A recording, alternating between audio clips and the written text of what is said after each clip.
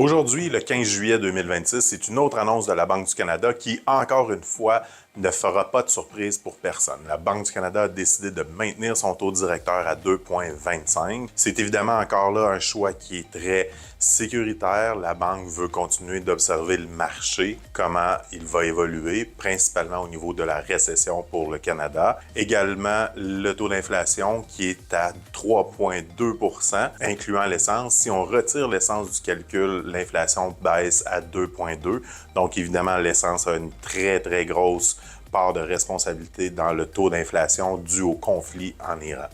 Donc, la Banque du Canada continue à pousser son discours qu'elle est ouverte à faire des baisses au niveau de son taux directeur quand le moment sera opportun. Donc, elle va continuer à garder un œil sur l'économie. S'il y a réellement récession, elle baissera à ce moment-là son taux directeur. Par contre, certaines banques anticipent déjà les baisses de taux de la Banque du Canada et vont changer leur rabais de taux sur le taux variable, le rendant un petit peu moins avantageux qu'il y a quelques jours ou quelques semaines.